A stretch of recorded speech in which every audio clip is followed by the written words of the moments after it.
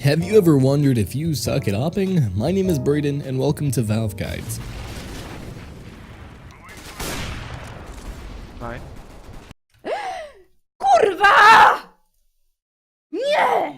Awping. Everybody seemingly wants to be the next Kenny S, but some people just aren't quite there yet. This video is going to serve as a sort of tips video that is directed towards more beginners, and even if you've been playing for a while, you may have missed one or more of these tips. So without further delay, let's get right into it. Number 10, you peek incorrectly. I mean, use flashes. It's really easy, but if you're like me, a lazy slob, you might forget to do this. It can really help you out though. Just pop a flash around the corner before you peek and it might score you an easy kill. Pre-fire your corners, and I'm really bad about this, but when I pay attention and decide to actually pre-fire our stuff regularly, then you're gonna get some easy frags and feel like a boss in the process. However, if you miss a shot on the enemy and you shoulder peek them, don't keep re-peeking them. He's pushing through the smoke and maybe a little bit too eagerly, but now it's Scream opening in the background and he actually gets a ledge on him, but now he's also alone trying to clutch it, and not with one of his comfort weapons. He's gonna miss a bunch of shots and ends up dropping to him. Most likely, if you've missed those shots, you're gonna miss again and you're gonna die. Learn to fall back and don't let your ego get in the way of victory. Number 9, you cannot flick. Stop,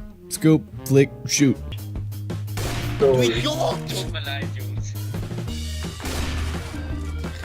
Neem de car.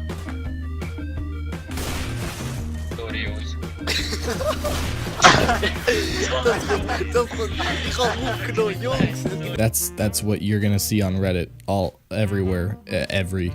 Don't try to flick while walking around. You're gonna miss unless you're a god, in which case have at it. But you gotta find that sweet spot in the cooldown from when you stop moving to where your scope is accurate again. Adjust your sensitivity accordingly and never settle for feeling uncomfortable with the op. Find your personal sweet spot. I play at a 450 DPI with around 1.5 in game. That might be really low for a lot of people, but that's where I'm most comfortable. I ain't about no trick shots or anything. I'm not gonna be doing 360s, and I'm sure as heck am not a beast at Awping by any means, ever, but I am comfortable and effective with it when I need to be, and that's what counts. Make sure you can flick accurately so that it feels good and you can control it. It will help you so much. Number 8, you run around with the op for no reason. This one's kind of self-explanatory. If you're using the op, you generally want to hang back more. It's not baiting to use a gun the way it's meant to be played. Support your teammates from behind as a T and hold important corners as a CT. Support your teammates, that's what it's for. Don't just run and gun, you ain't Rambo.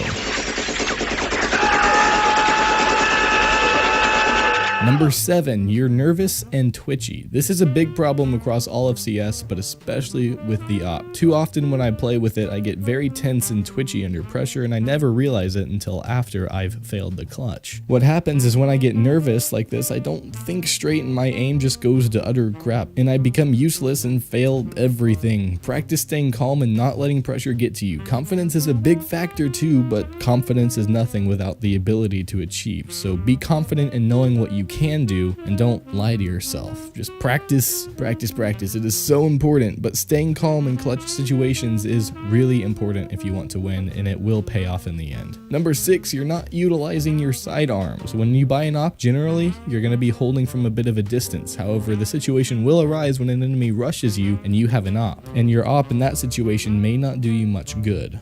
Happy walks around the corner, good shot, but it's traded as Kenny finds Config, knows where Kirby is up close, and he's got it with the pistol, drive-by shooting.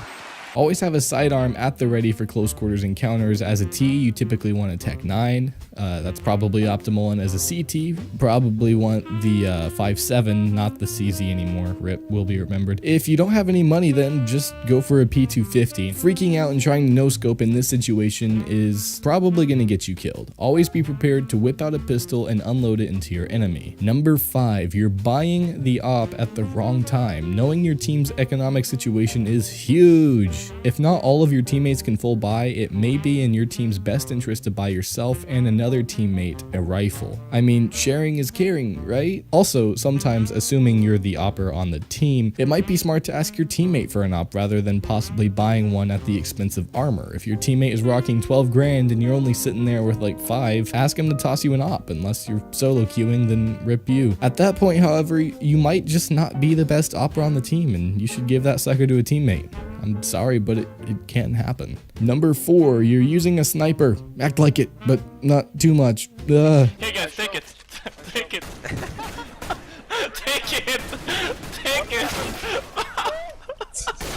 Don't rush in first. I feel like a lot of people know not to do that, but sometimes I do it when I just don't care. You don't want to be running around in there alone with an op and your teammates just sitting behind you with like AKs and P90s. It's not gonna work. But don't try to be like a sniper in real life either. Don't freaking try to put on a ghillie suit and not move for 4 hours and not even breathe. I don't understand how people do. That's more of a joke. Of course you can't do that, but the point is don't sit in the same spot all game, denying recon and frags to your team. But on the other side, you don't want to run around willy-nilly like you're untouchable, because you will soon find out that you are not, and it will hurt. Get the cross count, support your team, get easy frags, boom. Number 3, you're not using the scope correctly. This is really important for newer players, especially those who do not have much experience with the op. Generally, not always, but most of the time, you're not going to want to double zoom with the op. Also, if you're trying to unscope, don't keep using right click to do it, because I used to do that when I first started playing. Switch to another weapon like your knife or pistol or something, and then switch back to the op as quickly as possible. You can do this by like pressing 3 then 1 very quickly. After the animation is finished, the op will be unscoped and it will be faster than if you double zoom and then use right click to zoom out. When you do the switch from another weapon back to the op, in my experience, I found that hipfire is a lot more accurate soon after the animation is finished, which leads us to our next point. At number 2, you're scared to no scope ever. Now, right off the bat, I do have to clarify, I do not mean you should no scope all the time. What I'm saying is that a lot of newer players can sometimes be led to believe that hip firing is obsolete and should never be done. I mean, look at this. Down there is Cold. Oh, what? It's jumping double from Cold.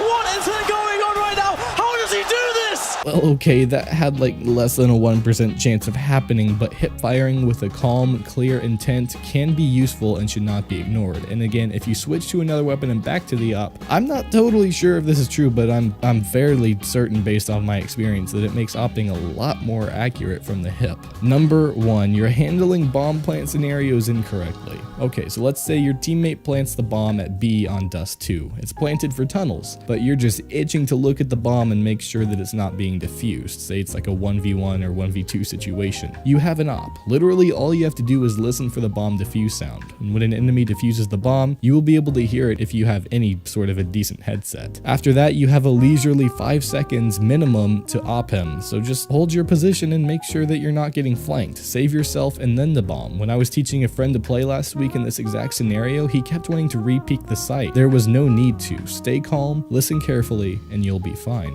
Well guys, that does it for this video. If you liked it, press the like button. And if you want to see more videos as we release them, subscribe. If you want to check out some of our content other than CSGO, you can sub to our main hub channel, Ultra Guides. And if you want to chat, maybe talk about this video, join our Discord. It's actually pretty lit. But if you stuck around this long, there is something of importance that I wanted to address. Alright, so I would be lying, of course, if I said we've never made any mistakes in any of our videos, but this mistake could possibly mess with somebody's reputation, so I felt the need to correct it and apologize for it in this video. In our video, Top 10 CSGO Scams Caught on Camera at timestamp 4 minutes and 44 seconds, we covered a middleman scam. What was recently brought to light is that the scammer was impersonating a reputable community member. The problem is that we stated it as if it was confirmed that he, Penguin the Fluffy, was the one who'd actually been the scammer, when in fact he was being impersonated in the video. My personal apologies to Penguin, and I truly hope that we don't make a similar mistake again. I actually got to talk to him a little bit. He's a really nice guy. He cleared everything up and was very, very nice about it. You can go sub to his YouTube channel, link will be in the description and an annotation on screen. Go offer him some support, because there have been a lot of videos made about that specific scam that actually turned out he wasn't the one being scammed, so his reputation has really been tainted falsely. Thank you guys so much.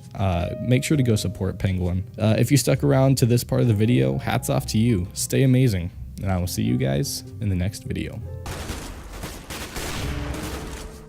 This one, dude. Wow. Look at him and hit him.